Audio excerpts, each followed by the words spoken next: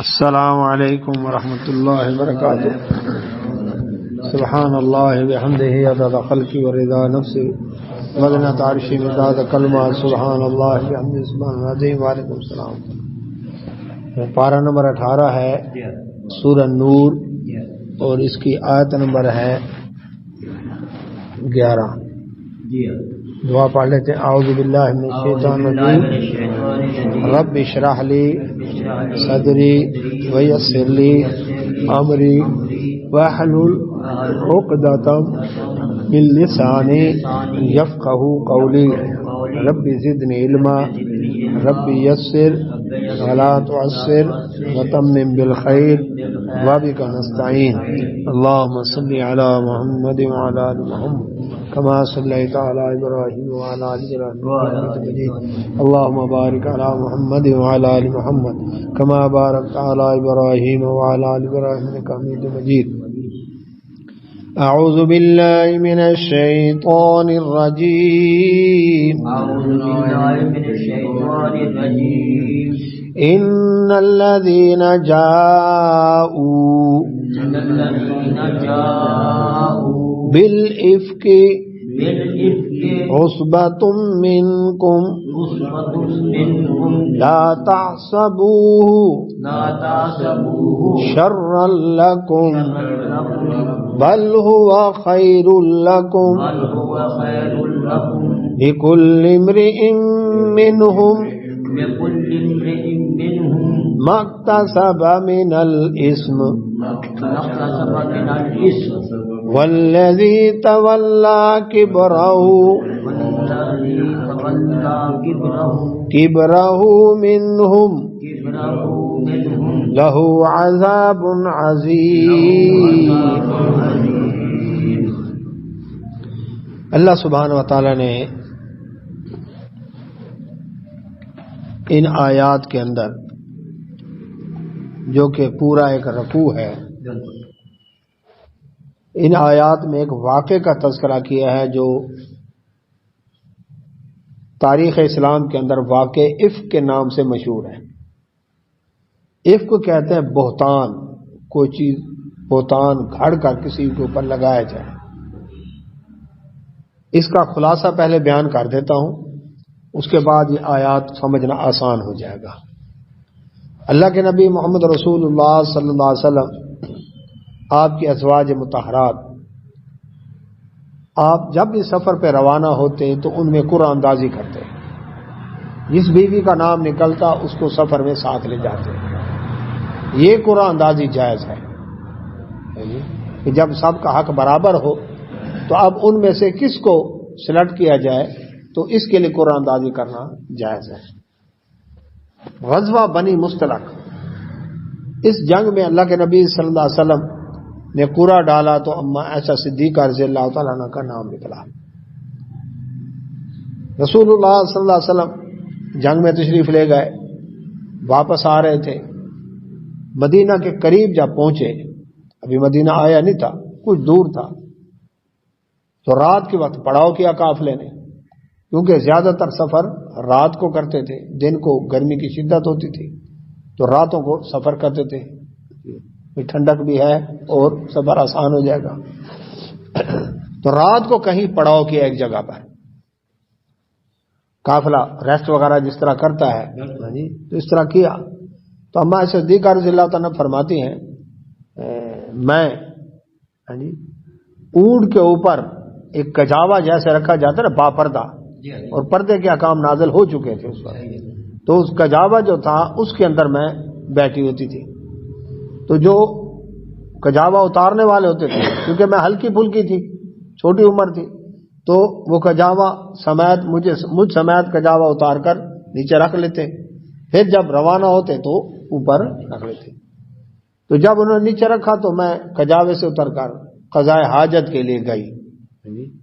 قضائے حاجت کے لیے گئی، چونکہ باہر کھلی جگہ پر جنگل میں اس طرح سے قضائے حاجت سے فارغ ہو کر جب میں واپس آئی تو میں نے دیکھا میرے گلے کے اندر ہار تھا جو میں نے کسی سے مانگ کر لیا تھا، موتیوں کا ہار تھا، وہ نہیں تھا. اب میں نے کہا ادھر قافلے والوں نے کہا کہ بھی روانگی کا ٹائم ہو گیا. تو میں نے کہا میں بھاگ کے جاتی ہوں وہاں پر دیکھتی ہوں جہاں پر گئی تھی کہ وہاں کہیں ہار گر تو نہیں گیا. تو میں وہ ڈھونڈتی جب آئی تو وہ قافلہ روانہ ہو چکا تھا. کیونکہ میں ہلکی پھلکی تھی, انہوں نے سمجھا شاید ام المومنین اندر موجود ہیں, لیکن انہوں نے کجاوا اٹھایا, اونٹ پہ رکھا اور وہ چلے گئے.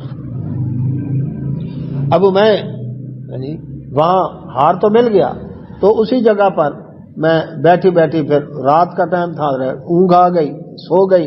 مقصد یہ تھا کہ پیچھے اللہ اکبر کافر سے پیچھے کئی لوگ جو رہ جاتے ہیں تو ان میں سے کوئی آئے گا تو میں ان کے ساتھ چلی جاؤں گی. فرماتی ہیں کہ میں وہاں پر لیٹ گئی چادر تان کے. تو صفوان بن معطل رضی اللہ عنہ صحابی رسول ہے, یہ ریئر گارڈ کے طور پر پیچھے آتے تھے تاکہ قافلے کی کوئی گری پڑی چیز یا کوئی آدمی ایسے رہ گیا تو ان کو میں ساتھ لے کر آؤں. تو یہ آئے. اچھا, اب پہلی بات یہ دیکھیں کہ اللہ تبارک و تعالی نے سورہ احزاب میں فرمایا تھا کہ النبی اولا بالمؤمنین من انفسہم وازواجہ امہاتہم, کہ نبی صلی اللہ علیہ وسلم کا درجہ مقام لوگوں کی جان سے بھی بڑھ کر ہے, اور نبی صلی اللہ علیہ وسلم گھر والی مومنوں کی مائیں ہیں. اچھا, اب کبھی بھی کسی مومن کا نکاح نبی صلی اللہ علیہ وسلم کی زوجہ محترمہ سے نہیں ہو سکتا کیونکہ وہ ماں والدت ہے, لیکن بہرحال پردہ ہے, پردے کے احکام ہیں, لیکن نکاح نہیں ہو سکتا. تو اب صفوان بن معطل رضی اللہ عنہ اب کیا لگے, بیٹے لگے, اور یہ کیا ہیں, ماں. تو اب یہ جب آئے انہوں نے دیکھا کوئی سویا ہوا ہے تو انہوں نے کہا انا للہ و انا راجعون, پتہ نہیں شاید کو فوت ہو گیا کیا ہے. تو اما صدیقہ رضی اللہ عنہ فرماتی ہیں کہ میں فوراً اٹھ کر بیٹھی تو صفوان رضی اللہ عنہ نے مجھے اس سے پردے کے احکام نازل ہونے سے پہلے دیکھا ہوا تھا, پردے کے احکام غزوہ احزاب کے موقع پر نازل دیکھا ہوا تھا, تو اس وجہ سے میں نے فوراً اپنا چہرہ چھپا لیا. تو انہوں نے اونٹ بٹھایا اپنا, کوئی بات نہیں کی سوائے انا اللہ و راجعون کے, اونٹ بٹھایا اور میں کجاوے اونٹ کے اوپر سوار ہوئی, وہ مہار پکڑ کر پیدل روانہ ہوئے. اچھا, یہ عام روٹین کے اندر سفر میں کہیں فیملی ساتھ ہو آدمی آگے پیچھے ہو جاتا ہے, اکبر بھول بھٹک بھی جاتے ہیں, اور کوئی دوسرا چھوڑ کے اگر آ گیا ہے تو اب یہ کیا ہے, یہ روٹین کی بات ہے, ایسا ہو گیا. اب اما صدیقہ رضی اللہ عنہ فرماتی ہیں ہم وہاں سے چلتے چلتے کہاں پہنچے, مدینہ منورہ. تو مدینہ منورہ دن کی روشنی, دوپہر کے وقت سب گرمی تھی, اس وقت ہم وہاں پر پہنچے سب کے سامنے. بس میں آئی گھر آ گئے, لیکن سفر میں چونکہ تھکی ہوئی تھی, طبیعت خراب تھی, بیمار تھی میں, یعنی بیمار ہو گئی, تو 1 مہینہ تک یہ بیماری رہی. اس عرصے میں مجھے کچھ پتہ نہیں, لیکن منافقین کو ایک موقع مل گیا. عبداللہ بن ابی منافقوں کا سردار اس غزوے میں ساتھ تھا, اور بھی کئی منافق تھے. تو اس نے کیا کیا, اس نے کہا دیکھو جی یہ جان بوجھ کر نعوذ باللہ پیچھے رہی ہیں اور وہ صحابی کے ساتھ آئی ہیں. تو اس نے کہ تہمت لگا دی, اور یہ بات مسلمانوں میں اکٹھا کر کے لوگوں کو بتانی شروع کر دی. اب دیکھیں یہ منافقین مشرکین میدان جنگ میں تو مسلمانوں کا مقابلہ نہیں کر سکے, لیکن اب انہوں نے اس طرح سے گھٹیا حرکتوں کے اوپر اتر آئے تاکہ لوگوں کے دل کے اندر او جی نبی صلی اللہ علیہ وسلم کے گھرانے کا یہ حال ہے تو باقیوں کو کیا حال ہوگا, ایک قسم کی بدنامی ہوگی تو لوگ خود بخود دین چھوڑ کر ایک طرف ہو جائیں. یہ اس کی ایک سازش تھی. اب اس بات کو 3 صحابی, یعنی ایک تو حسان بن ثابت رضی اللہ عنہ جو شاعر اسلام تھے, مشرکین کی ہجم کا جواب دیا کرتے تھے. اچھا, اور دوسرے تھے مستہ بن اساسہ, یہ سیدنا ابو بکر صدیق رضی اللہ عنہ کے خالہ کے بیٹے تھے. اور تیسری حمنہ بنت جاش رضی اللہ عنہ, یہ نبی صلی اللہ علیہ وسلم کی رشتے میں سالی لگتی تھی, زینب بنت جاش رضی اللہ عنہ کی بہن تھی. اب ان تینوں نے کیا کیا, ان تینوں نے صرف اتنا کہ بات سنی, سن کر آگے اس کو بتا, یہ اتنا ان کا جرم تھا. وعلیکم السلام. اب اس میں یہ ہوا, اما صدیقہ رضی اللہ عنہ فرماتی ہیں کہ میں ایک رات مستہ جو ابو بکر رضی اللہ عنہ کی خالہ تھی, تو ان کے ساتھ, اب ان کی بھی ایک قسم کی نانی لگی, تو ان کے ساتھ قضاء حاجت کے لیے باہر گئی. چونکہ گھروں کے اندر واش روم نہیں تھے, چونکہ بدبو کی وجہ سے تکلیف ہوتی تھی, تو گھر سے باہر, جیسے یہاں بھی رواج ابھی کھیتوں میں چلا گیا ادھر, تو باہر چل. تو راستے میں وہ مستہ رضی اللہ عنہ کی, حالانکہ مستہ کون ہے, بدری صحابی ہے, جنگ بدر کے اندر یہ شریک تھے. اچھا, اور بدریوں کے بارے میں اللہ کیا فرمایا, جو چاہو کرو تمہارے گناہ معاف ہو گئے, جنت میں جانے کے لیے تمہاری بدر کی شرکت ہی کافی ہے. یہ وہ درجے کے ساتھ. اچھا, تو اب مستح رضی اللہ عنہ کی والدہ ان کا کوئی پاؤں اٹکا چادر کے اندر, تو وہ گرنے لگی, تو انہوں نے کہا, زبان سے نکلا, مستح برباد ہو, ہلاک ہو. اما صدیقہ فرماتی ہیں کہ میں نے کہا, اماں جی مستح بدری صاحب ہی ہے اور آپ اس کو بددعا دے رہی ہیں. تو انہوں نے فرمایا کہ بیٹی پتہ نہیں تجھے کہ اس نے تیرے بارے میں کیا تہمت لگائی ہے. جب میں سن کر ہکا بکا ہوگی, جب انہوں نے بتایا کہ وہ تو اس طرح کی بات ہے, کہ میری تو طبیعت اور زیادہ خراب ہوگی. میں اس معاملے کی اب تحقیق کرنا چاہتی تھی. میں گھر میں آئی, اللہ کے نبی صلی اللہ علیہ وسلم خدمت میں نے عرض کیا مجھے اجازت دے میں اپنے گھر اپنے والدین کے پاس چلی. مقصد تھا والدین کے پاس جا کر تحقیق کروں کیا کوئی واقعی ایسی بات ہے. وہاں پر نبی صلی اللہ علیہ وسلم اجازت دی تھی. اچھا, فرماتی ہیں کہ میں یہ محسوس کرتی تھی کہ نبی صلی اللہ علیہ وسلم کا میرے ساتھ پہلے والا جو ایک موڈ اور رویہ نا وہ نہیں ہے. بیمار تھی تو آتے فرماتے سلام کر کے کیا حال ہے, طبیعت ٹھیک ہے, لیکن پھر چلے جاتے, بیٹھتے نہیں. تو میں نے محسوس کر لیا کہ نبی صلی اللہ علیہ وسلم, لیکن مجھے پتہ ہی نہیں تھا کہ ایسا معاملہ ہو چکا ہے.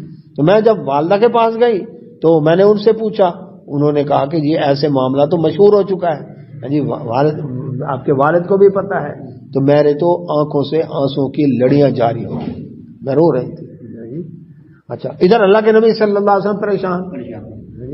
آپ پریشان اس بات میں تھے کہ آپ صلی اللہ علیہ وسلم نے کیا کیا, یہ صحابہ کرام سے مشورہ کیا, مشاورت کی کہ ہاں جی بتائیں جی میری بیوی کے بارے میں کیا. تو ایک صحابی تھے, ان سے پوچھا اللہ کے نبی صلی اللہ علیہ وسلم نے, تو انہوں نے بتایا اللہ کے نبی صلی اللہ علیہ وسلم ہم نے تو ان کے اندر گھر کے آدمی زید بن حارثہ رضی اللہ عنہ جو آزاد کردہ غلام تھے, ان سے پوچھا کہ گھر کے آدمی کو تو پتا ہوتا ہے نا کم از کم رازوں کا. تو انہوں نے عرض کیا اللہ کے نبی صلی اللہ علیہ وسلم ہم نے تو اللہ کی قسم ان میں کوئی ایسی بات نہیں دیکھی.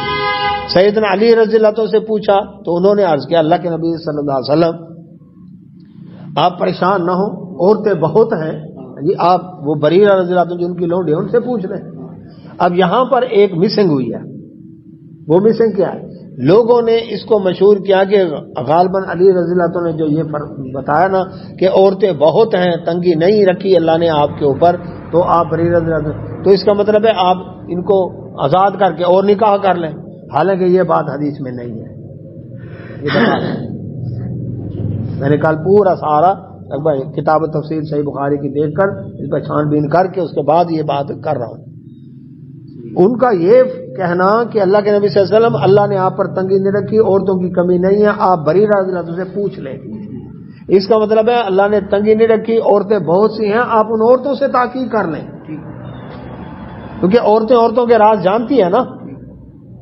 تو انہوں نے تحقیق کا کہا نہ کہ نئے نکاح کا کہا. یہ ان کے اوپر بلیم اللہ اکبر نہیں ہے کہ انہوں نے نکاح کی کوئی تجویز دی ہو, یہ قطعاً حدیث میں الفاظ ہے, کیونکہ ساتھ ہی یہ لفظ کہ آپ بریرہ سے تحقیق کر لیں, جس کا مطلب پہلی عورتوں سے بھی تحقیق اور بریرہ رضی اللہ عنہ سے بھی تحقیق. بریرہ رضی اللہ عنہ ان کی لونڈی تھی, بریرہ رضی اللہ عنہ سے پوچھا گیا, چونکہ گھر کے افراد سے انکوائری ہو رہی ہے نا, تو بریرہ رضی اللہ عنہ سے پوچھا گیا تو انہوں نے عرض کیا اللہ کے نبی صلی اللہ علیہ وسلم اللہ کی قسم, اللہ اکبر, جس طرح سونار سونے کی ڈھلی کو جانتا ہے نا, اس طرح میں جانتی ہوں اللہ کی قسم ان کے اندر کوئی ایسی بات نہیں ہے. ہاں یہ ہے کہ عمر چھوٹی ہے, اس کی وجہ سے وہ آٹا گوندھ کر ادھر سو گئی ہیں تو بکری آئی آٹا کھا گئی, بھائی یہ تو ہوتا ہے, لیکن ایسی بات قطع نہیں. اللہ کے نبی صلی اللہ علیہ وسلم نے زینب بنت جحش رضی اللہ عنہ سے پوچھا, ام المومنین, اب دیکھیں ان کی تو سوکن ہے نا, اور اما صدیقہ رضی اللہ عنہ فرماتی میرا ان کے ساتھ ایک مقابلہ بھی چلتا تھا, ٹھیک ہے جی, سوکھنا مقابلہ وہی میرے سامنے ان مقابلے میں آتی تھی.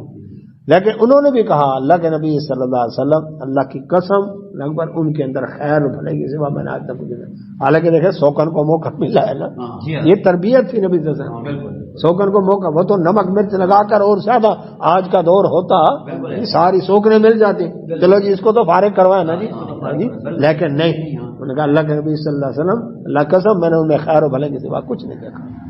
تو اس وقت میں رسول اللہ صلی اللہ علیہ وسلم مسجد نبی میں آئے، ممبر پر تشریف فرما ہوئے.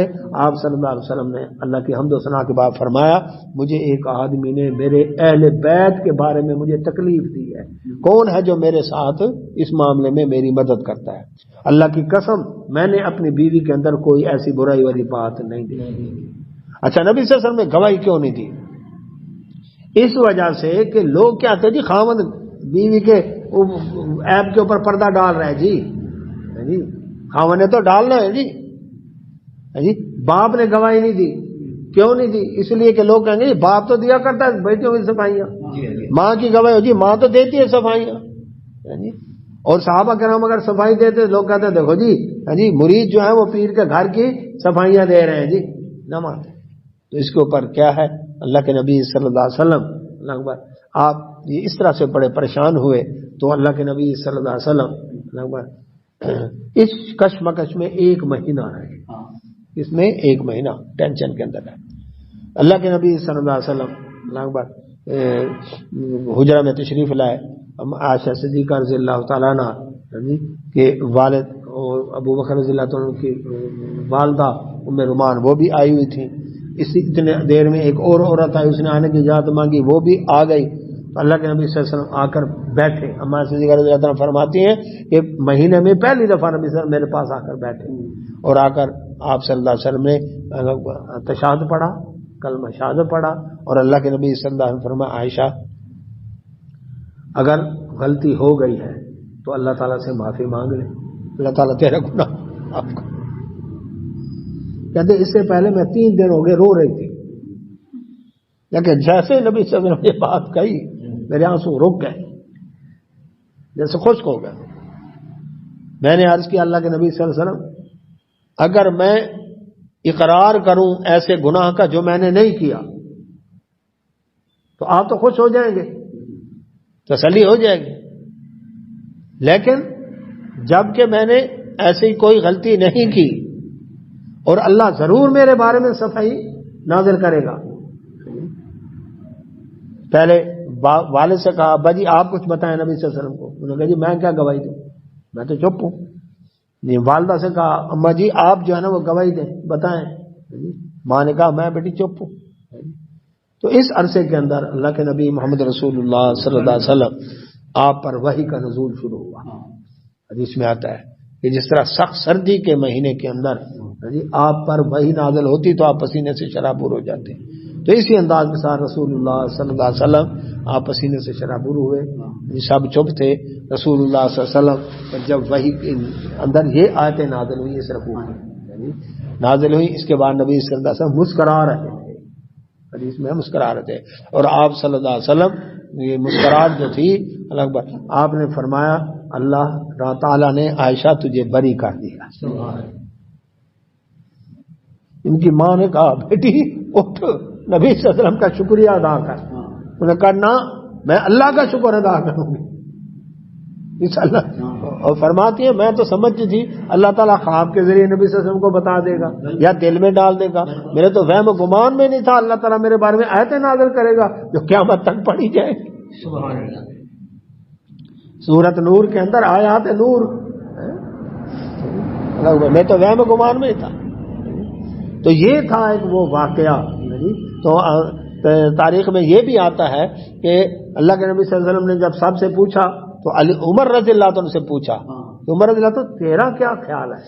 تو عمر رضی اللہ عنہ نے عرض کیا اللہ کے نبی صلی اللہ علیہ وسلم میرا خیال سب سے مختلف ہے. آپ یہ بتائیں آپ نے نکاح مجھ سے پوچھ کر کیا تھا؟ فرمایا نبی جب نکاح کرتا ہے اپنی اولاد کا یا اپنا تو اللہ کی وحی کے بغیر نہیں کرتا. تو پھر رب ایسا نہیں ہے کہ نبی پاک اور بیوی نہ پاک دے. سبحانک ھذا بہتان عظیم، یہ تو بہت بڑا بہتان ہے. اللہ تعالیٰ نے عرش سے وہی کلمات نازل کیے اللہ اکبر جو عمر رضی اللہ عنہ کی زبان سے نکلے.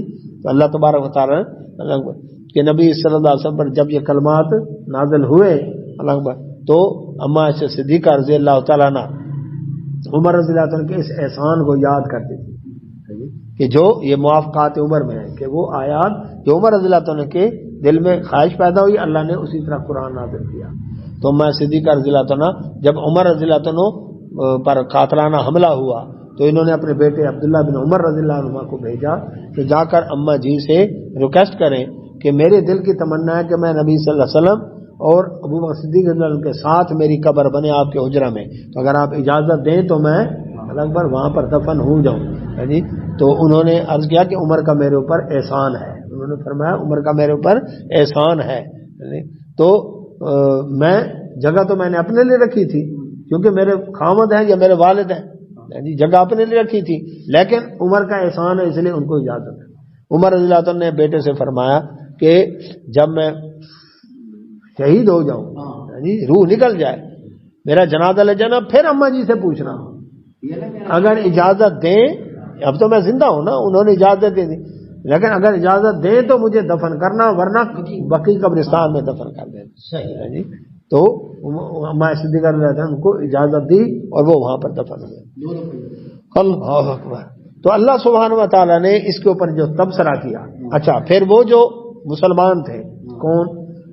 حسان بن ثابت رضی اللہ عنہ، مصطح بن اساسہ رضی اللہ عنہ اور حمنہ بنت جاش رضی اللہ عنہ، ان تین پکے مومن تھے، لیکن غلطی یہ ہو گئی کہ بات آگے دوسرے تک پہنچا دی، تو اللہ کے نبی صلی اللہ علیہ وسلم ان کے اوپر حد قذف نازل کی، 80 کوڑے لگے، 80 کوڑے لگے تاکہ دنیا میں ان کا گناہ پاک ہو جائے، آخرت میں۔ لیکن عبداللہ بن ابی جو سردار تھا، جو اس سارے فتنے کا سرغنہ تھا، سب سے بڑا، اس کو کچھ نہیں کہا، کیونکہ اس کے لیے آخرت کا عذاب کی اللہ نے خود بتا دیا، اس کے لیے آخرت کا عذاب ہے۔ تو اللہ تبارک تعالیٰ نے اس کے اوپر، یہ تھا خلاصہ، یہ سارا ہے۔ تو اللہ تعالیٰ نے فرمایا ان الذین، بے شک وہ لوگ، جاؤ جو لے کر آئے، بالافک، بہتان گھڑ کے، عصبۃ منکم، تم میں سے یہ گروہ ہے، یعنی وہ منافقوں کا گروہ تمہارے ساتھ ہی ملا ہوا تھا نا، یعنی کو باہر والے لوگ تو نہیں تھے نا، یعنی اسلام کا لبادہ اوڑا ہوا تھا انہوں نے۔ لا تحسبوہ، مسلمانوں نہ سمجھو اس کو شر لکم، اپنے لیے شر، بلکہ ہوا وہ خیر لکم، تمہارے لیے بہتر ہے۔ وہ کیا بہتری ہے؟ بہتری یہ ہے کہ اس میں اللہ تبارک و تعالیٰ نے ام المومنین عائشہ صدیقہ رضی اللہ عنہ کی شان بڑھا دی، وہ واضح ہو گئی۔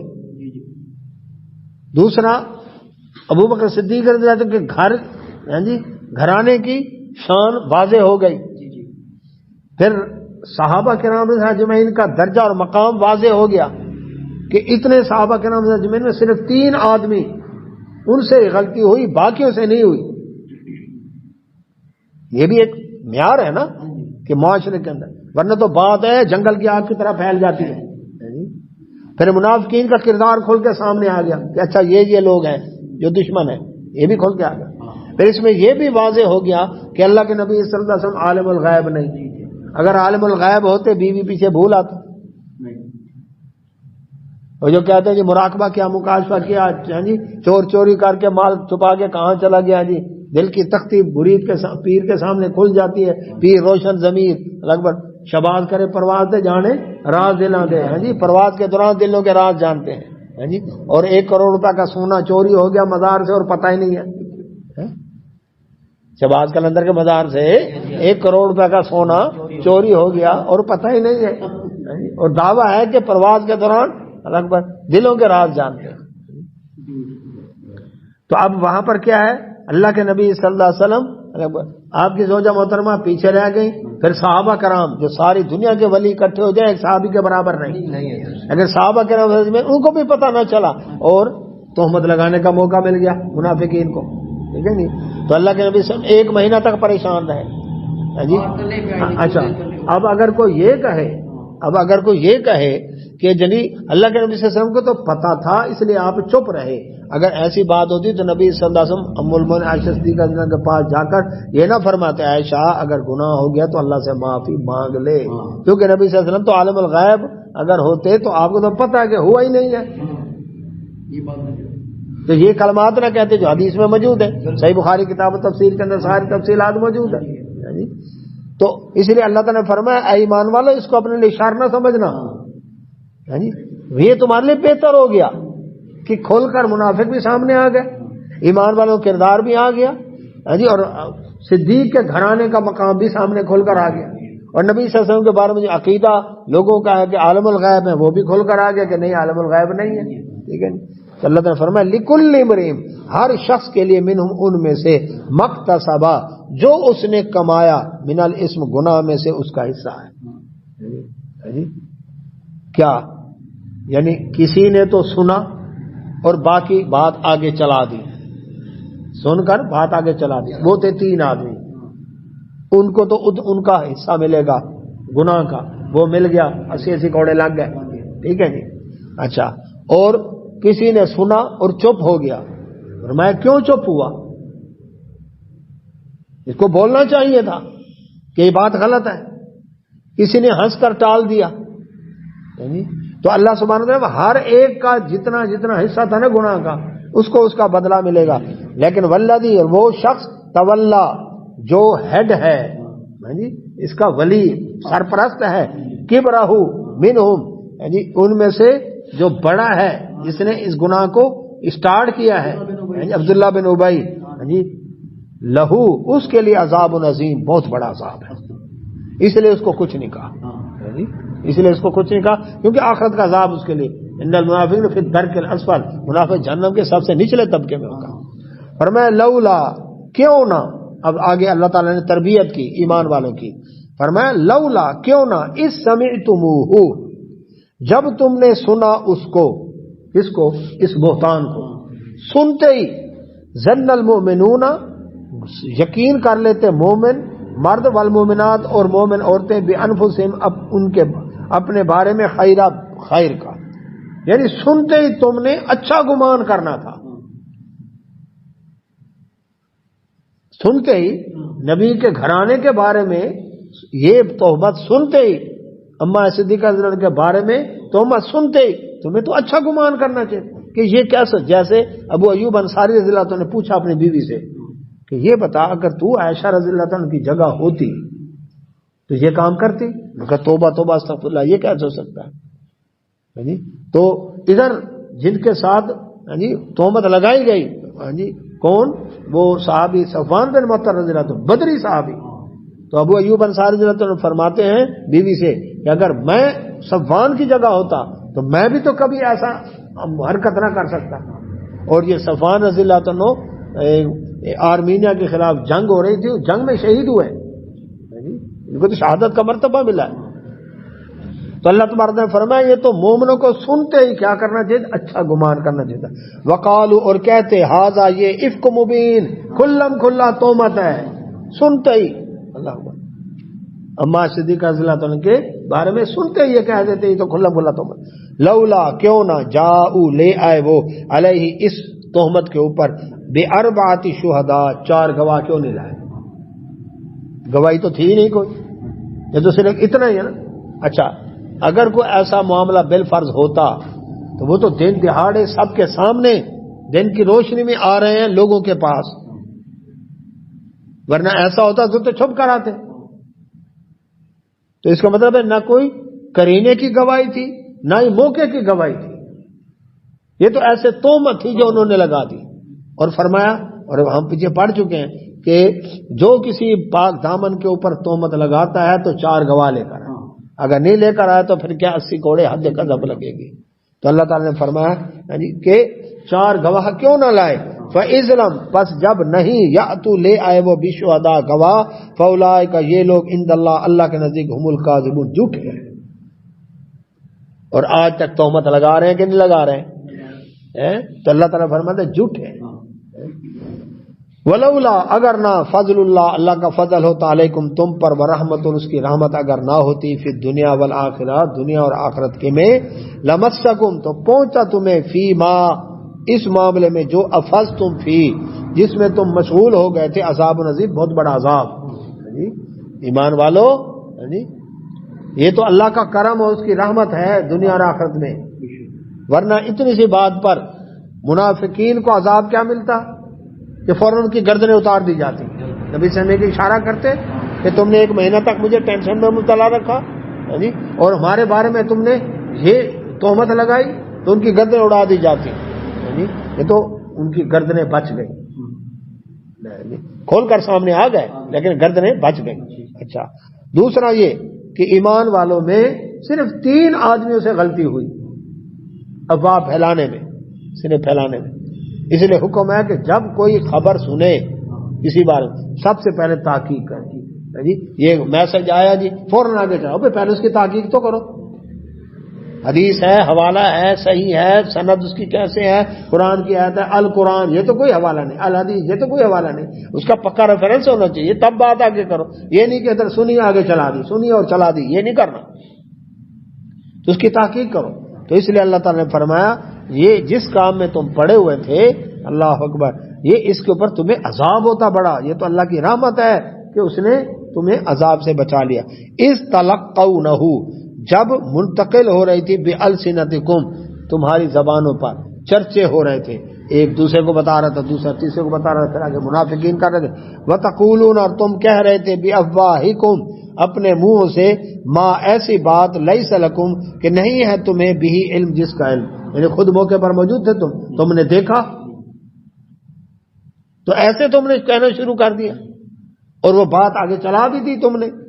وَتَحْسَبُونَهُ، اور تم سمجھتے تھے اس کو ہینا،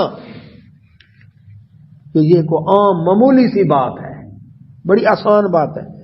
وَهُوَ، جبکہ وہ عند اللہ، اللہ کے نزدیک عظیم، بہت بڑی بات ہے. نبی کی بیوی کے بارے میں شرم نہیں آتی؟ تو عام عورت بھی نہیں، عام پاک دامن عورت کے بارے میں بھی گواہ چاہیے.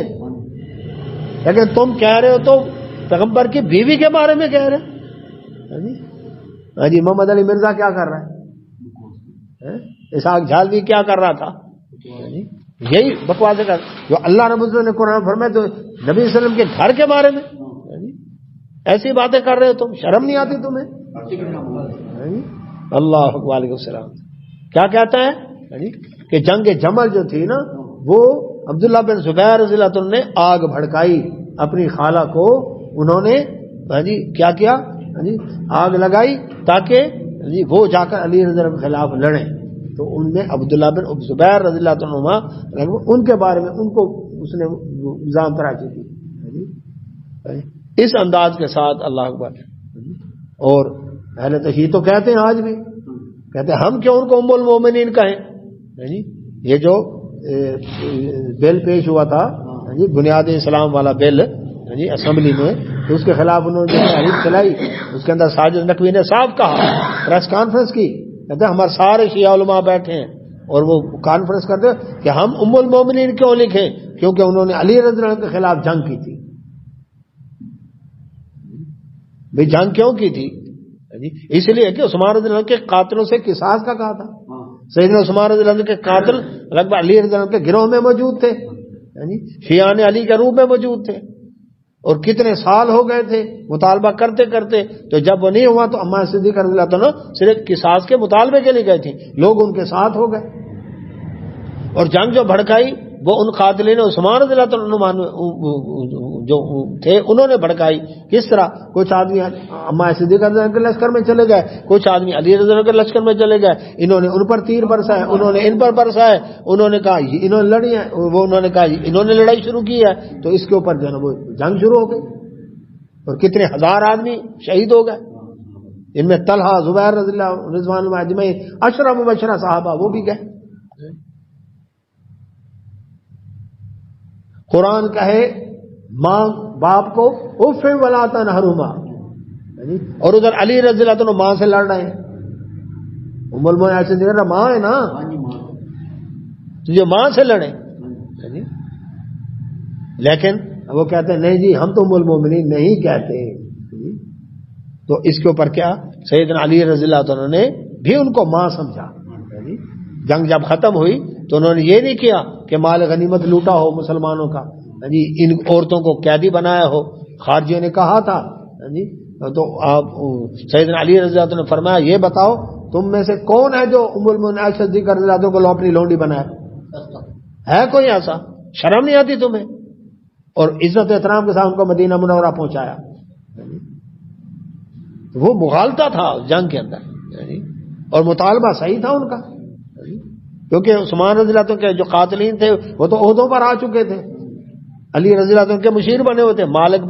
مالک اشتر نخی جو تھا قاتلین عثمان کا سرگنہ جو تھا وہ علی رضی اللہ عنہ کا مشیر خاص تھا.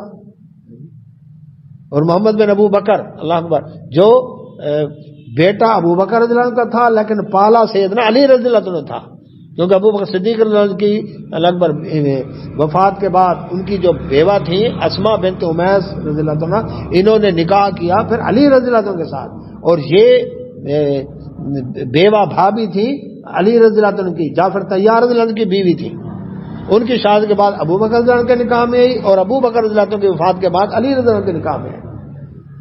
تو یہ محمد جو تھا یہ بیٹا نطفہ تو ابو بکر رضی اللہ عنہ کا تھا، لیکن پلا کہاں ہے؟ پلا علی رضی اللہ عنہ کے گھر میں ہے، اور یہ قاتلین عثمان میں سے یہ بھی آگے آگے تھا، اور اس کو گورنر بنایا ہوا تھا مصر کا، تو قاتلین تو عہدوں پر تھے، تو پھر قصاص کن سے لیتے؟ تو علی رضی اللہ عنہ اکبر اس میں تھے کہ کبھی تھوڑا اکبر کہ موقع ملے کہ میں ان پر گرفت کر سکوں، انکار نہیں ہے، اس لیے معاویہ رضی اللہ عنہ کے ساتھ جب صفین کی جنگ ہوئی تو اس میں انہوں نے یہ پھر طے کر لیا کہ اب ٹھیک ہے جی ہم قصاص لیتے ہیں، تو اس کے اوپر جب دیکھا نا کہ صلح ہو گئی ہے تو قاتلین عثمان رضی اللہ عنہ جو تھے اکبر انہوں نے کیا کیا؟ علی رضی اللہ عنہ پر وہ حملہ کیا، اس لیے وہ خارجی ان سے الگ ہوئے اور انہوں نے حملہ کیا کہ صلح کیوں کر لی۔ تو علی رضی اللہ عنہ معاویہ رضی اللہ عنہ کے ساتھ صلح کی حالت میں شہید ہوئے، یاد رکھیں، کہتے ہیں جمل کی جنگ ہوئی، صفین کی جنگ ہوئی، بھئی جنگ ہوئی تو جنگ کے بعد کیا ہوا؟ صلح ہوئی، تو صلح کے بعد جو جنگ کی باتیں چھیڑے وہ کون ہوتا ہے؟ شیطان۔ میری آپ کی لڑائی ہو، پھر صلح ہو گئی، پھر یہ بھائی بیٹھ کر اس لڑائی والی باتوں کو چھیڑیں تو لڑائی بھڑکائیں گے نا۔ یہ ہے شیطانی کردار جو مرزا جیلمی ادا کر رہا ہے اور جھالوی ادا کرتا گیا، اور اہل تشیع آج تک اس کو بھڑکا رہے ہیں، ہر سال محرم میں اس کو بھڑکاتے ہیں۔ تو اللہ سبحانہ و تعالی نے فرمایا تم نبی کے گھرانے کے بارے میں اس کو تحسبون حینا، تم آسان عام بات معمولی سمجھتے ہو، جبکہ وہ عند اللہ عظیم، اللہ کے نزدیک وہ بہت بڑی بات ہے۔ سنیں 16 نمبر ہے، ولولا اور کیوں نہ اس سمعتموہ جب تم نے سنا اس تہمت کو، قلتم تم کہتے ما یکون لنا نہیں ہے ہمیں اس بات کا حق، ہمیں اس بات کا حق نہیں ہے، ہمیں یہ شایع نشان نہیں ہے، ان یہ کہ نتکلم ہم بات کریں بہذا اس معاملے میں، ہمیں تو بات کرنے کا حق ہی نہیں ہے نبی صلی اللہ علیہ وسلم کے گھرانے کے بارے میں، اما صدیقہ رضی اللہ عنہ کے بارے میں۔ تم تو سنتے کہہ دیتے ہاں بھائی نا ہم نہیں ایسے معاملے کے اندر بات کرتے، زبان سے نکالتے، بلکہ تم کہتے سبحانک پاک ہے اللہ، ھذا یہ بہتان عظیم، یہ تو بہت بڑا بہتان ہے، تم سنتے ہی کہہ دیتے بہت بڑا بہتان ہے۔ یہ کلمات تھے جو عمر رضی اللہ عنہ زبان سے نکالے، اللہ نے عرش سے قرآن بنا کر نازل کیا، سبحانک ھذا بہتان عظیم۔ اچھا پھر آگے سنیں، یعظکم اللہ، اللہ تمہیں نصیحت کرتا ہے، ان تعودوا کہ اگر تم نے اعادہ کیا لمثلہ ابدا، کبھی بھی آئندہ اس ایسا اعادہ دوبارہ ایسا نہیں کرنا، اس کام کا اعادہ دوبارہ نہیں کرنا کبھی بھی، ابدا کبھی بھی، ان اگر کنتم ہو تم مومنین مومن، اگر تم مومن ہو تو آئندہ کبھی اس طرح کا کام نہیں کرنا۔ اور کون کر رہے ہیں؟